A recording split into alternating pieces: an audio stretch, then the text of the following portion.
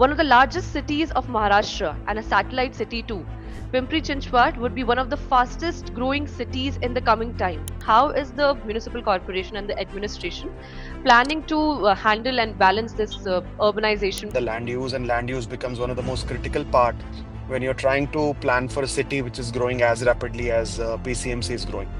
There are a few major components that we've taken, in our development plan. What we've done is, before the development plan, we've created a master plan for our water security for 2041, and we've integrated that with the development plan. Urban greens and recreations has been given a very critical component in the development plan.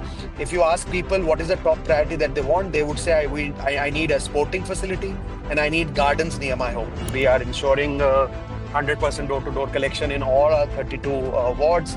We have about 540, GPS-enabled vehicles. IEC staff, which have been going along with our 504, waste collection vehicles, trying to engage with the community as the waste is being collected, trying to engage with the community for segregation. So out of the total 54 megawatt, that is my requirement for the city. 14 megawatt is coming from waste to energy. Using machine language, using LLM models for our almost 3.75 lakh grievance data of the past 5 years, we have been able to train our portal, where if you lodge a complaint based on your content, the system identifies which department possibly the complaint lies at. We use drone technology. We map that entire city. I now have the drone database overlaid onto my GIS ERP system. For the past 7 months, we are running this project called City Hub for Data Communication across 8 of our departments, where we've integrated all the data in these departments. Now we have created a GIS platform which has more than 340 layers. We have implemented 6 core modules, which we've taken from SAP actually, and about 25 non-core modules. Most cities face a problem where private development comes first and the city enters later. We are moving ahead with a concept called Spawn City, which was implemented in China first to begin with, actually Wuhan and other Guangzhou, etc., and has now moved on to other countries. Scandinavian countries are using Spawn City concept very well. Sustainability is something which I myself lay a very huge credence on, and that is also something that we are laying a deep focus. The Economic Survey of 2023-24 cites that by 2030, that is in just 5 years from now, 40% of India's population is expected to live in urban areas. This estimation shows the rapid pace of urbanization that is happening in the country, and it calls for an increased focus on making our cities more livable, sustainable, and inclusive. As per the census of 2011, the population of the city of Pimpri Chinchwad was around 17 lakh, which is forecasted to rise to around 42 lakhs by 2031. And according to the development plan, uh, by 2041, it is expected to rise to 61 lakh. One of the largest cities of Maharashtra and a satellite city too, Pimpri Chinchwad would be one of the fastest growing cities in the coming time. And considering this, it is important to understand how the city's administration is planning its holistic development. And who better than the commissioner of the municipal corporation of the city to tell us about this? Therefore, it is my pleasure to have Mr. Shekhar Singh, Municipal Commissioner of the Pimpri Chinchwad Municipal Corporation, with us today to discuss how Pimpri Chinchwad is being developed into a futuristic city with important aspects of sustainability, inclusivity, and innovation at the center. Good morning, Shekhar sir. Thank you for being here with APAC Media today for this interaction, and thank you for giving us your time. Good morning, Ananya. It's a pleasure. Thanks for calling me today for the interaction. Thank you so much. Thank you, sir. We will straight away dive into a broader first question. According to the development plan, as I said in my introduction also, the 2041 development plan envisions that the city will have a population of around 61 lakh residents. So could you please elaborate on the key elements of this, major elements, major features of this development plan? And since it will be a very rapid pace of urbanization, how is the municipal corporation and the administration planning to handle and balance this urbanization with other aspects that are important for a city to be livable?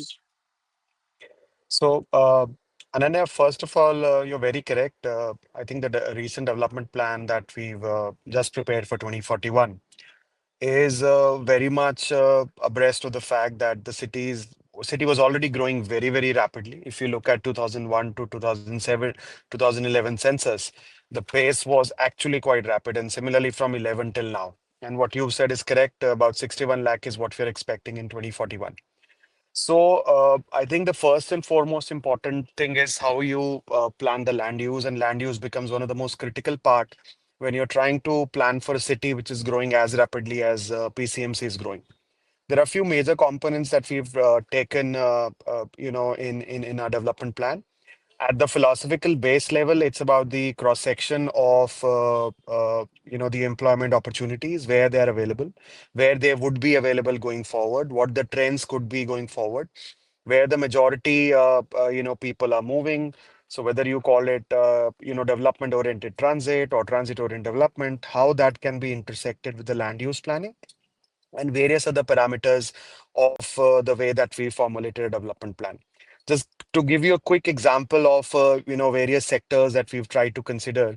For example, road and transportation, that is one of the major criterias that you have to integrate. And in that, one very important critical factor that we've done probably for the first time is that the comprehensive mobility plan, which has been prepared for the entire Pune metropolitan region, the coordinating agency was Mahametro. Mahametro was coordinating it for PMC, PCMC, PMRDA, everyone. We were fortunate that just before the development plan, the comprehensive mobility plan was also finalized along with the entire stakeholder consultation. So it's for the first time that we've been able to integrate the comprehensive mobility plan into our development plan, and that becomes very, very critical as far as integrating transportation and mobility is concerned, because that is what helps you plan for your buses, for your public transport, for your private transport, where the new trends of population are emerging. CMP also gives a very big credence onto the economic cross section that I was talking about, where the people are going for work, what are the mobility trends, how do we plan the city along with those mobility trends, which would be the new metro corridors, which could be the new BRTS corridors, where we can place our interbus terminus, etc., etc. So all that has been very, very closely coordinated with the comprehensive mobility plan. Just to give you a quick example, we have a metro currently running from Swargate to PCMC, which is being now extended to a station called Nigidi or Bhakti Shakti. And from Bhakti Shakti, we are again extending the metro by 42-kilometer route from Bhakti Shakti to Wakad to Nashik Fata and then to Chakan. Chakan is the area where majority people currently, go for work. That's the engineering automobile hub apart from the PCMC MIDC area. And Wakad connects to the Hinjewadi IT Park.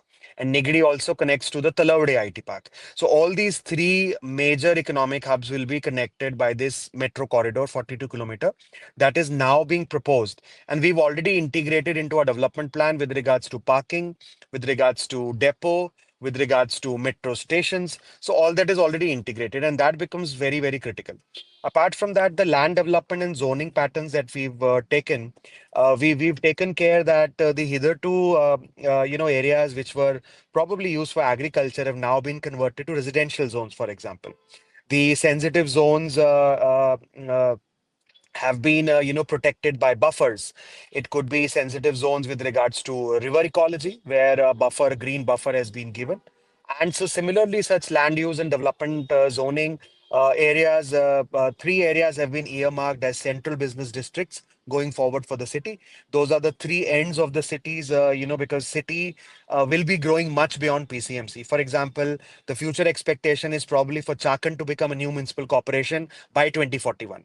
Also, probably, a decision is being taken what to do with Hinjewadi. That decision is with the government. But the city is definitely growing. The whole region is definitely growing towards Bombay as well. So we've earmarked, for example, Punawade as a major central business district, and also Chikli as a major central business district for both Punawade for the Bombay side and Chikli for the Chakan side. And we've earmarked, large tracts of land to develop it into a central business district. For example, like, BKC has been developed by MMRDA, and BKC has suddenly flipped the whole economy of the Bandra Kurla area. And that is what we intend to do with our whole CBD area in Punawade and the CBD area in Chikli. So these are just few of the examples. Of course, there are much more details in terms of land development and zoning. Apart from that, physical infrastructure also is something that we very closely tie to a development plan. You would appreciate that while planning for a population of 61 lakh in 2041, physical infra parameters like water supply becomes very critical. So what we've done is before the development plan, we've created a master plan for our water security for 2041, and we've integrated that with the development plan. So as far as 2041 is concerned, from where will I get the water? Which dams? Where would the pipelines be? Where would the water treatment plants need to come up? So we have made land provisions for the water security plan 2041. Similarly, we've prepared a master plan for our drainage, for example, drainage and storm drains. So now I know by 2041 how many STPs every 3 to 4 kilometers I will need to put, which are the areas where I'll need to make my STPs, which are the areas where I'll need to make my pumping stations. And we've allocated land in the development plan along the three rivers. Master plan has also been integrated, like we've integrated comprehensive mobility plan, like we've integrated water security plan, we've also integrated drainage master plan along with it. And this also comes with the storm drain plan also. Similarly, roads become a very critical part. Roads has, of course, been a part of CMP also, but we've gone over and above CMP and tried to create a very robust road network buffered by three radials in the city and interconnected by three rings in the city and interconnected by radials reaching right up to the outer ring road. Outer ring road for Pune is one of the most critical infra which is coming forward for the whole Pune region. So apart from that, urban greens and recreations has been given a very critical component in the development plan. If you ask people what is the top priority that they want, they would say I need a sporting facility and I need gardens near my home. And gardens are something, greens is something that we are really focusing on in the development plan. We've created a structure where we have created eight city level parks, then zone level parks, and then neighborhood level parks. So that is how we are moving. That's the whole pyramid. Similarly, for sporting facilities, we've earmarked four city level sporting facilities, which are big, 20 to 25 acre. Then moving on to zone level facilities, and then moving on to neighborhood facilities, where we'll make a distinction between, for example, centers for excellence for sports versus your regular sports where people go for hobby and just for casual sports. And that is also something which is very critical. Housing has been given a very critical parameter in the development plan. TOD policy has already been issued for PCMC, and TOD has been kept as a center focus point as far as the metro route is concerned and the BRTS route is concerned. And also with regards to disaster management, we are also preparing a mitigation plan for disaster, and also trying to create few elements of disaster resilient infra, and trying to see how we can buffer up that infra and include that in the DP. So there are a lot of things I can go on and on. DP has been a very major part, but I think these are the broad parameters around which we've tried to create our development plan and create our master plan to that extent. And for example, quick examples like riverfront rejuvenation that we are taking for all our three rivers. The recreational or the green belt buffer reservation has been created along all the rivers so that we get a clear-cut green buffer. Missing links, we are trying to see where the roads can be connected. So a lot of thought has gone into it with regards to planning for the city for 2041. Got it. Understood. Actually, that covers almost everything. Like you have paid attention on transit oriented development because we see that metro cities are struggling with transit related issues almost every day. You have covered water, disaster.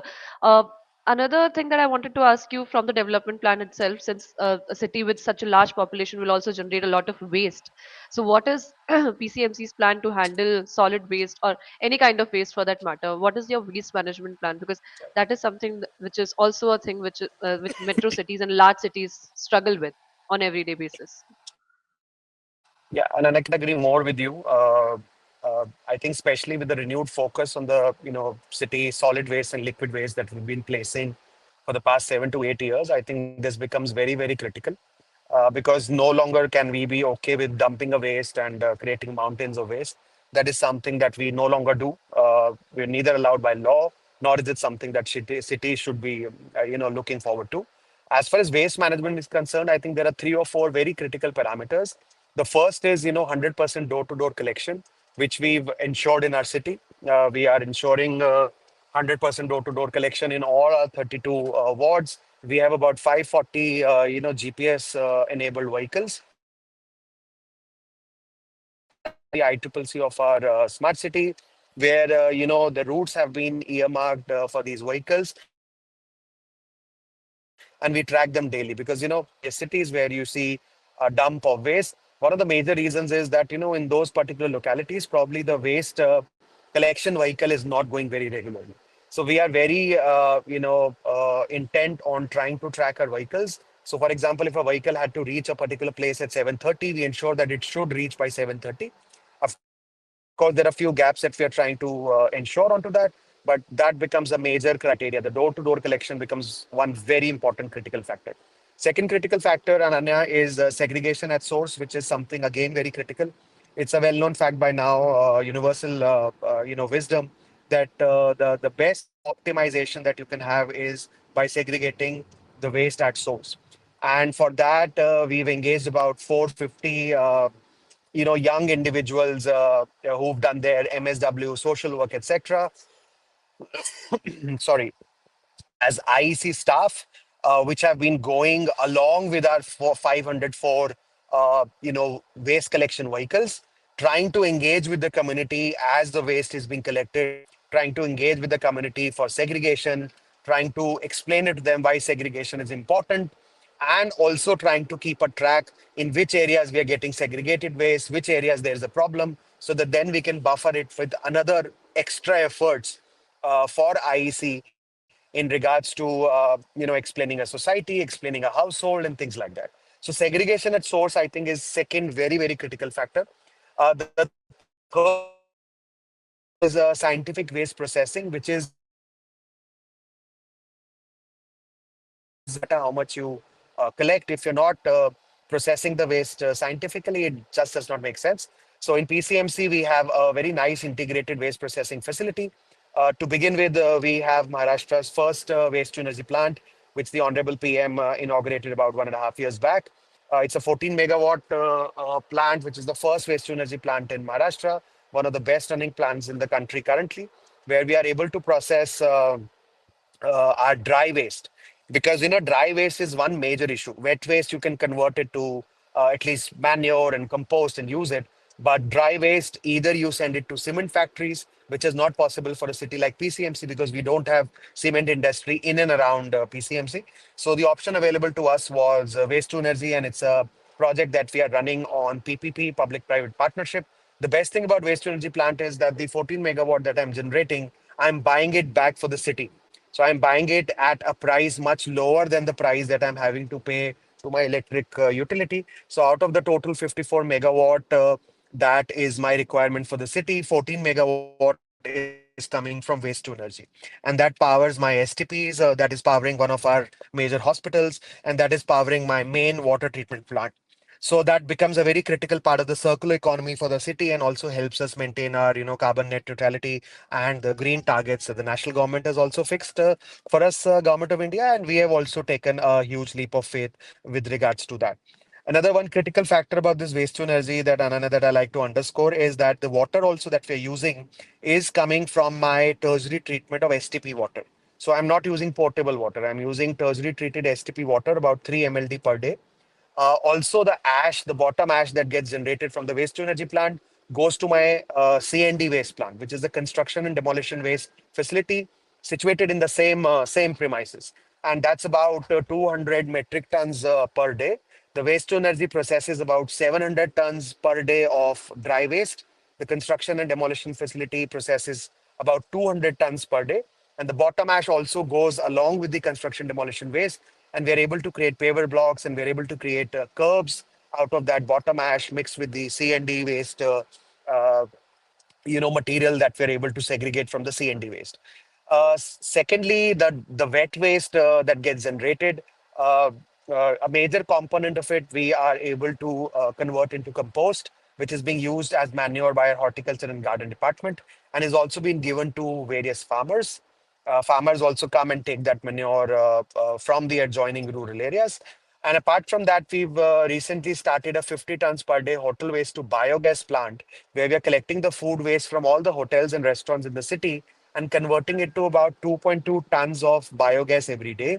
We would be the first municipal corporation to directly blend this generated gas into the MNGL, which is Mahanagar Gas Limited gas pipeline. And that's a 10% blending mandate that the government of India has already told all the gas companies, and we'll be the first one in Maharashtra to have that blending. And you know, really motivated by this success that we could get in hotel waste to biogas. And then we are now going ahead. Tender is already out for a 375 tons per day wet waste to biogas plant or compressed biogas plant. It will be amongst the largest plants in India.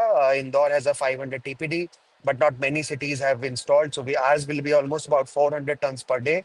And that is also in the recognition of the fact that the wet waste to manure has its limitations. Beyond a point, you can't create manure which can be used very suitably. So that will also keep us in good stead. And finally, we are also going ahead with another second phase of waste to energy. It will be a 27 megawatt waste to energy plant in addition to the 14 megawatt that we already have, and a 300 tons per day biochar plant.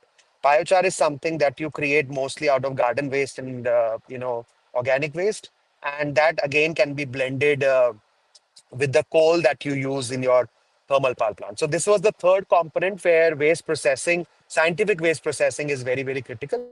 And apart from that, there have been, citizen engagement is one very critical factor. Honorable Prime Minister has been laying a huge focus on Jan Andolan. And it's a fact that, we can't move ahead if citizen engagement is not good. Which has also helped us in good stead. We've jumped from, in Swachh Sarvekshan rankings, we've jumped from 47 to 26, and then 19 in 19 rank in 22-23. We jumped to 13 in 23-24, and this year we've jumped to 7th rank in India. Still far away from first rank in India, but we are quite sure with the pace that we are moving, we are not very far from topping in the country as far as the Swachh Sarvekshan is concerned. And lastly, I think sweeping becomes a very important part, sweeping and cleanliness on the roads. We are doing a mix. We are doing 18-meter and above. We are doing mechanical sweeping. We have 32 mechanical sweepers, which sweep the roads 18-meter and above, because 18-meter and above have very high moving, fast moving traffic, which can become very dangerous for our Safai Mitras to be cleaning on those roads. And 18-meter and below is what we are manually cleaning through our Safai Mitra. And our whole engagement with our Safai Mitra and Safai Karamcharis is something which is very, very critical in trying to maintain the cleanliness in the city. I think I've already overshot your mandate of the question, but finally moving on to the liquid waste management, I think PCMC, treats about 80% of the liquid waste that gets generated as far as the water is concerned, and we are moving very firmly ahead in trying to keep pace with the growing population. As I said, we've already done our drainage master plan, and we are planning as far as 2041 is concerned, but we are moving in slabs of 3 3 3 3 years, so that we are creating STPs much before the demand for STPs uh, exceed the capacity that we have, so that we are not falling short on that capacity. Thank you. That's a really comprehensive plan. Actually, you have plans for all the kinds of waste, and that's really commendable.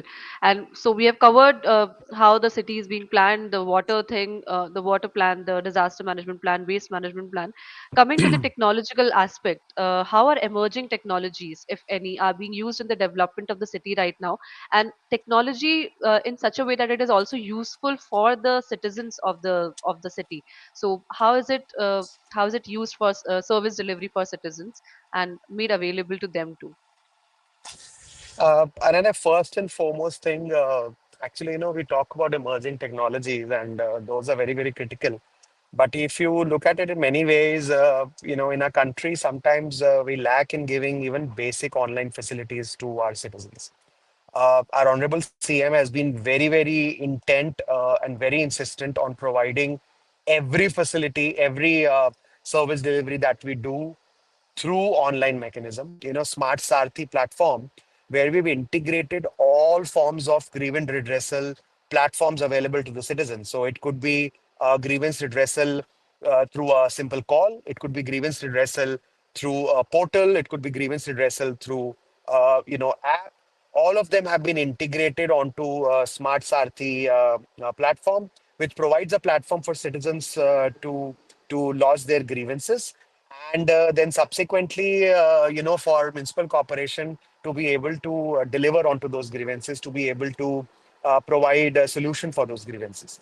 And in that regards, I think our average grievance redressal time, which used to be 16, we've been able to bring it down to 10 through a simple, database mechanism and use of frontier technology as far as machine learning is concerned. I'll give you a quick example. So we have this data of our grievances for the past 5 years. We've been able to analyze that data, Ananya, and result into predictive and inferential analysis. For example, we realized that we were taking about 16 days on an average to close a grievance. When we went into the, a little bit depth as to why that is happening, we realized that there is a lot of reallocation that's happening. For example, if you're a citizen and you have a drainage problem, probably you end up selecting a wrong department or you end up selecting a wrong area. That then goes to one department, then forwarded to another department. Because of the reallocation, there was a delay in trying to resolve the complaints. So using machine language, using LLM models for our almost 3.75 lakh grievance data of the past 5 years, we have been able to train our portal, where if you lodge a complaint based on your content, the system identifies which department possibly the complaint lies at, which zone the complaint lies at, and it automatically selects that for the citizens. Of course, citizen, if he feels or she feels that that's not correct, they can change it. But that has helped us reduce the reallocation time by 25 to 30%. And we are still learning. So, we are still updating the model further. It would take some time to train that model. Also, for example, analyzing the data of about 3.5 lakh grievance data that I'm seeing for the past 5 years, we've been able to, reach some predictive and inferential analysis also. For example, now I know that my major complaints are from the drainage department. And the drainage department also, only 4 areas comprise 75% of our complaints. So that has helped us, reorient our resources into these 4 areas so that we are able to do preventive maintenance of our drainages and not just respond to firefighting. It is helping me reduce the daily, complaints also, because then we are not taking advantage of the data, the huge goldmine of data of grievances that we have.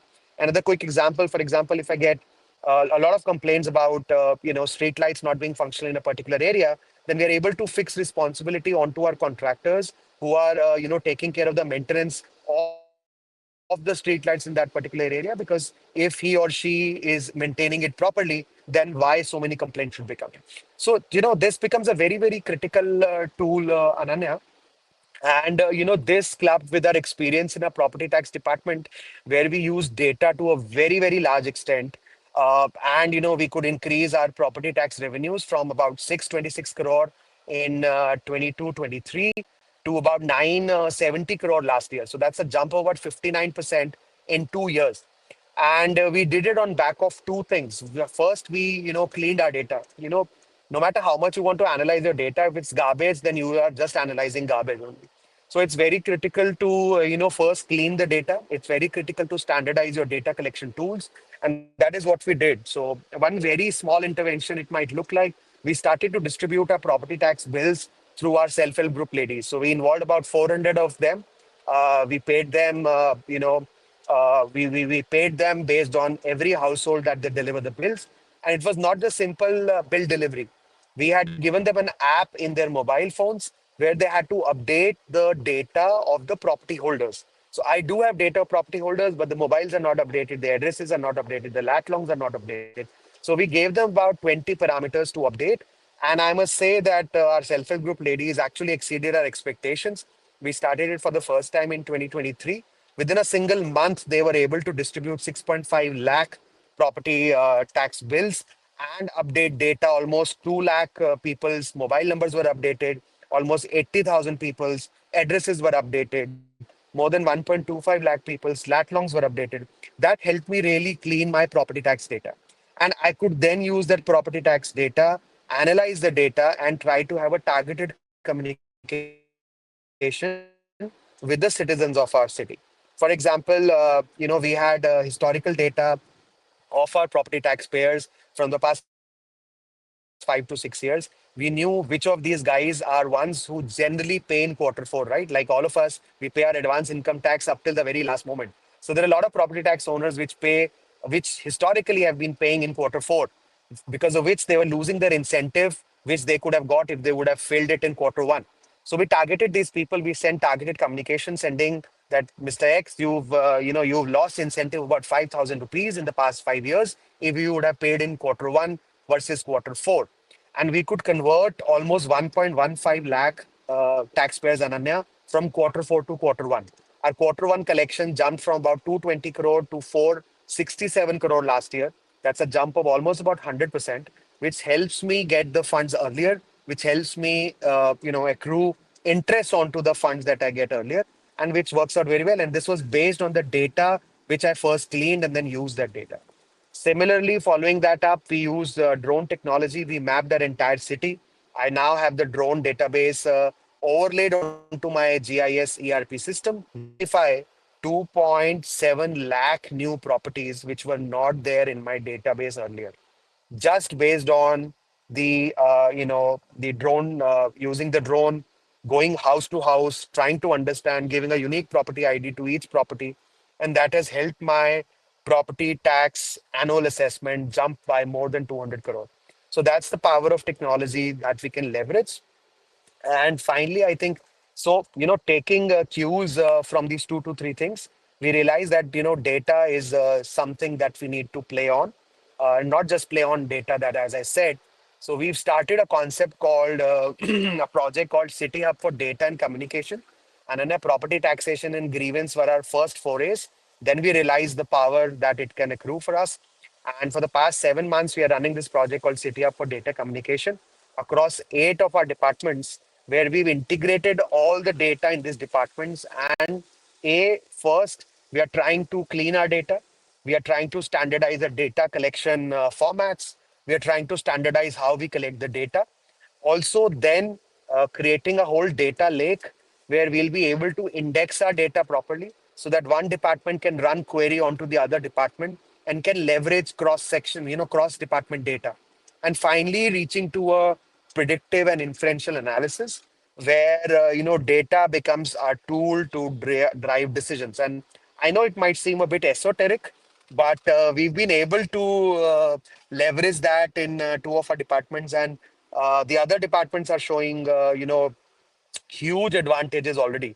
So education, I've been able to integrate my entire MIS onto a single platform so that the teachers are not inconvenienced trying to just fill the data whole time, so that they can, devote their time to teaching rather than just punching in the data. Similarly, health, we have a huge data in our medical hospitals and PHCs. We are trying to tie that data up also. So I think that's a very interesting concept, which I'm personally very excited about, and something which has got huge possibilities. I think we are also learning as we go. I would say that we perfected it. And finally, I think GIS based ERP platform is something, Ananya, that we are very proud of having implemented in PCMC over the past, about 3 years now. Uh, Not many municipal corporations, you'll be surprised to know, are still on ERPs across the country. PCMC was one of the early ones, as I said, in terms of the online facilities are concerned. The GIS-based ERP project, Ananya, has overlaid our ERP onto a GIS platform. Now, we have created a GIS platform which has more than 340 layers. We have implemented 6 core modules, which we've taken from SAP actually, and about 25 non-core modules. So right from your, birth registration to marriage registration to auditorium booking, sports booking, fire department, property tax department, town planning, everything is now overlaid into the ERP platform.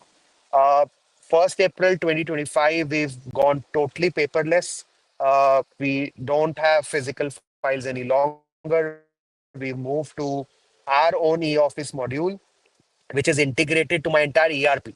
So, for example, my entire payroll is now online. Our leave management is totally online. We are giving the facility for people to have e-service books also going ahead.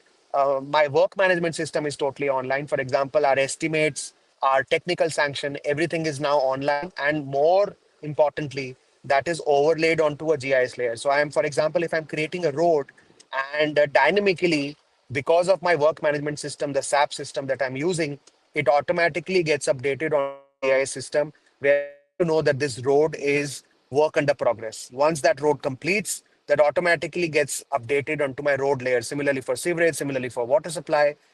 And we are also integrated this with the Gati Shakti platform of Government of India.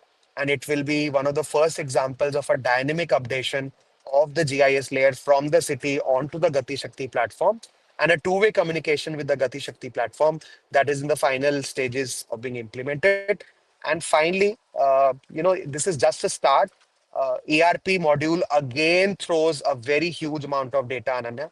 It is connected to my SCADA. It's connected to what you call as IoT or IIoT, whichever way you want to call it. And that gives me a huge wealth of data, which we are just beginning to analyze. We have not even fully explored the potential. We are beginning to learn, and we are beginning to analyze. So I think sky is the limit as far as going forward ERP is concerned. And then finally, we are using a few technologies like AI in our hoarding detection. Illegal hoarding is a huge issue. We are able to use a simple 360-degree camera in a car and use that video to identify illegal hoardings, use that video to identify illegal tapparies on our footpaths, use that to identify illegal encroachment also. So I think it's a very interesting and very exciting mix of technology that can be used in urban areas. The GIS, layers that we've created opens door for things like digital twin concept to be utilized. Digital twin will be a great, use case for air pollution modeling. Will be a great use case for things like heat mapping in the city, identifying heat islands in the city. So I think I'm a very firm believer in use of technology, and technology is something which can make the world flat for everyone. It does not matter who you are, your gender, your economic cross section. Just does not matter, because our computer does not identify who you are behind the screen. And finally, as I began with, I think we've been able to onboard 157 services that we provide as online. So all these services are available online to the citizens. We are also aware of the fact that still there are few people where digital literacy might be a problem. So we have common, citizen facilitation center where the citizens can still go and apply for the services so that they don't have to come to the offices. We have about 100 CFCs across the city. And out of these 157 that we're providing, about 58 services are under right to service. So under the right to service facilities that we give to citizens, everything has been made online. So all these services are online, and we're also integrating them with the Aple Sarkar portal of the government of Maharashtra. There's a lot that I can Okay. speak, but I Yeah, am I am putting up I brakes. know, I understand. But the GIS based ERP actually sounds really interesting, and I am hearing it for the first time. And also the way, sorry, also the way the data is being utilized, because everybody keeps on saying data is the new oil, but again, since crude oil is not that useful, crude data would not be useful too. So the way you are using smart use of data for predictive analysis in the city right now is really, really great. Thank you for those insights. In the favor of time, I just want to ask you two more questions. I hope that is fine. Can we take up Yeah, two yeah, more please, questions? absolutely. Yes, Yeah. absolutely, Okay. absolutely. Yeah. So there's a lot of things that are going on, and for development of such a one of the biggest city of Maharashtra, I'm sure it's partnerships also are required. Collaborations also need to be done. So what kind of public-private partnerships, major, if you could highlight some major public-private partnerships that are being undertaken right now, and what sectors are they being undertaken?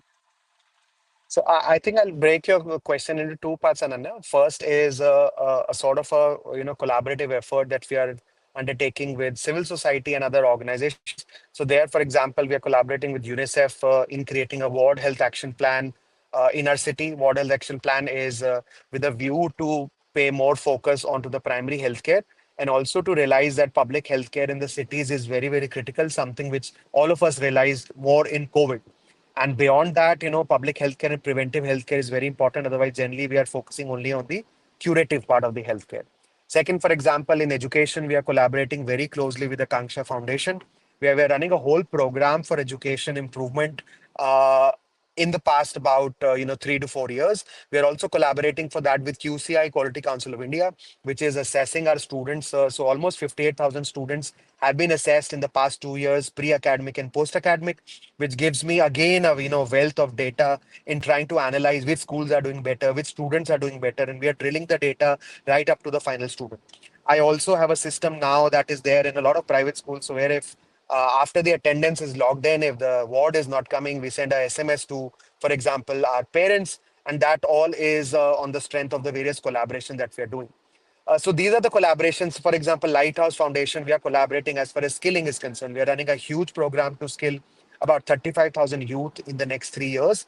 And there, for example, Michael Suzel Dell Foundation is funding a whole program where I have created about 12 lighthouses with lighthouse foundations. They're centers where we are giving, skilling foundation course to our youth, and then also matching their skilling, upskilling them also, matching their skilling requirements, sending them to upskilled skill centers, and also connecting them with the industry and helping them with the placement.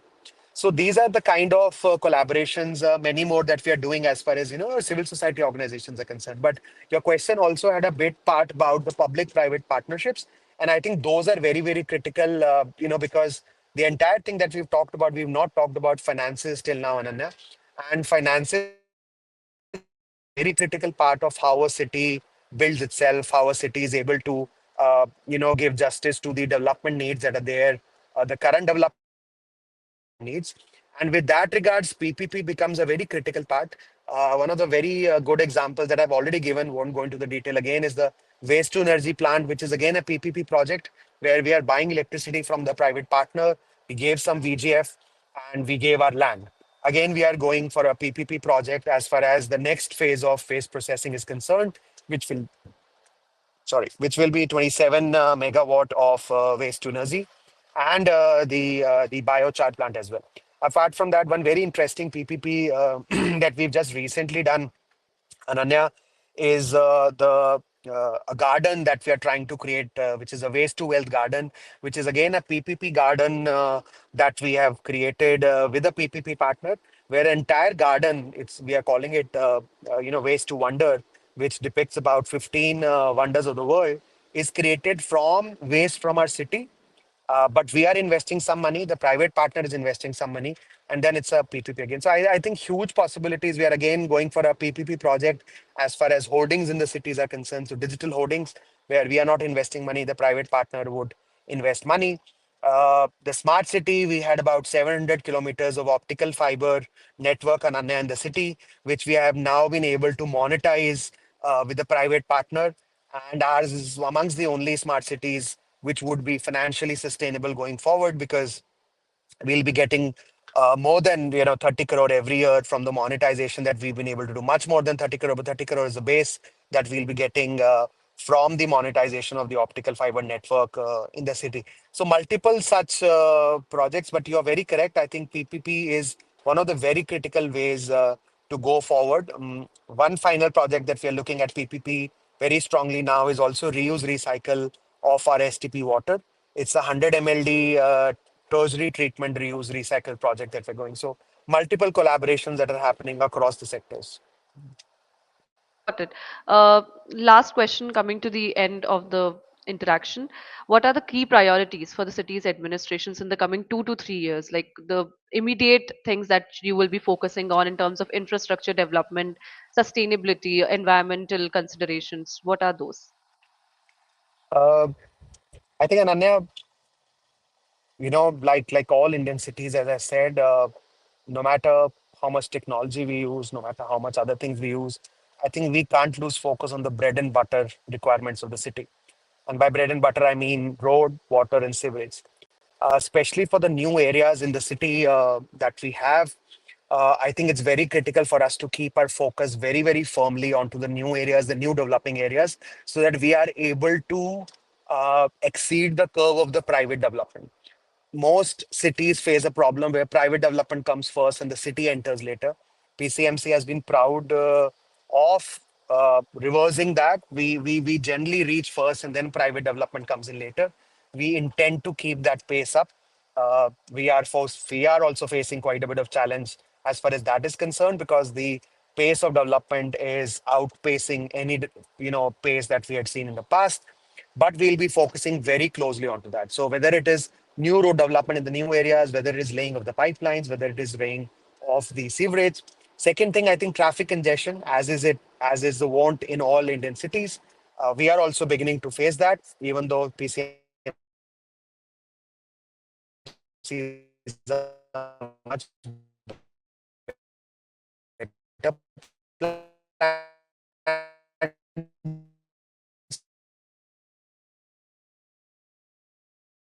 example,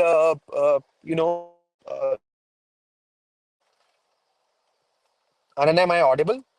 Yeah, you are. Your voice broke in between like 10 seconds ago. It was completely uh, inaudible. You were saying something about the traffic congestion.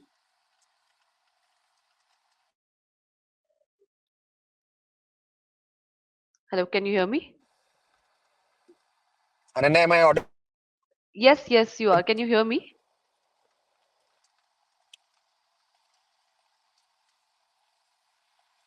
Can you hear me, sir? Hello? Hello? Hello? Am I audible to Ananya, am you? I audible? Yes, you are, sir. Am I audible to you? Hello? Hello? Hello? Hello? Can you hear me? Yes, now I can hear you. In between, I Yeah, I couldn't. think there is some Am I audible? yes, yes, yes, you are. Yes, you are. You were talking about the traffic congestion. That's where your voice broke. Yeah. Yes, yes, yes. So I was talking about traffic congestion, and I was saying that we are going to lay a very critical focus onto the public transport part. PCMC is one of those few cities who have taken a long bet onto the BRTS system. For example, we have about six BRTS corridors, Ananya, and we'll be expanding it by another two. Our BRTS carries about 25% of the traffic, the bus passengers, as far as the whole PMR region is concerned. We are increasing very rapidly the number of buses that we operate along with our bus company, which is a common bus company that we run with PMC. And we are also laying a very strong focus on Anya on the sustainable mobility part, which is your walking infrastructure, which is your footpaths, and which is your cycling infrastructure. We've just 2 months back launched India's first green bond for sustainable mobility. It was a 200 crore municipal bond that we issued through private placement at BSC, and it was for a project called Harit Setu, another project that we are really proud of as a city. Harit Setu is a project for saturating neighborhoods with safe cycle and safe walking infrastructure, so that people feel safe enough when they move out of their homes for walking and cycling. And it becomes a very critical part in providing, a lot of times we keep saying about last mile, first mile, but we don't really go the distance to create the last mile and first mile connectivity. Harit Setu, that we have started a pilot for which we raised the municipal bond. We've started a pilot in a neighborhood called Nigdi Pradhikaran. And that Nigdi Pradhikaran is served by BRTS already and will be served by metro in another 2 years. And by the time the metro route gets completed in that neighborhood, our cycle and walking infra will also be completed. And we'll provide almost 42 kilometers of safe cycle and safe walking routes in that entire neighborhood. And that also fits in very well with the 15-minute city concept, Ananya, where we are trying to encourage citizens to undertake trips which are 15 minutes from your home to your grocer, to your saloon, etc., by walking or cycling. But for that, we first need to provide them a safe cycle space. We are also going ahead with the vendor policy, the parking policy, along with this Harit Setu. So we are placing a very long-term bet, Ananya, on the sustainable mobility. We've created almost more than 100 kilometers of safe walking ways and cycleways. And it's a master plan that we've created for the next 10 years. It is something that will not happen immediately. It requires a lot of financing also. But that becomes one very critical component as far as traffic congestion strategies are concerned. So traffic congestion again is something which is very critical. Finally, I think sustainability parameters, how we can do our bit as far as climate change is concerned, and also the practicality of dealing with my STPs along the whether it is creating river rejuvenation projects to identify the danger of extreme rainfall events, where we need to provide flood protection to our citizens, to our properties, etc. So we are already undergoing a river rejuvenation project. Again, something that we are funding through a municipal bond that we issued in 2023. Another two rivers also, we will be going ahead with the river rejuvenation project. And in terms of ecology, urban flooding is a one very critical area that all cities are facing. We are moving ahead with a concept called Spawn City, which was implemented in China first to begin with, actually Wuhan and other Guangzhou, etc., and has now moved on to other countries. Scandinavian countries are using Spawn City concept very well. We are creating a Spawn City master plan. Chennai in India, for example, has done a good job in Spawn Cities, and we are trying to replicate a lot of international best practices and also trying to learn on the way. So I think sustainability is something which I myself lay a very huge credence on, and that is also something that we are laying a deep focus on. Okay. I think all the important aspects are what are being focused on, and it's a very comprehensive plan. It will be interesting to see how PCMC is being developed in the coming years, and all the best for all the future endeavors to the city administration and to you as well. And thank you so much, sir, for giving your time today. Even though you're commuting Thanks, for Ananya. a meeting, I'm so Sorry thankful for for the this. entire It was problem with the it's signal. it's okay. It's okay. It was a great interaction. Really, it was Thank you. wonderful interacting with you. Thank you so much, sir. Thank you. Thank you. Thanks. Have a great day. Bye. Yeah, same to you, sir.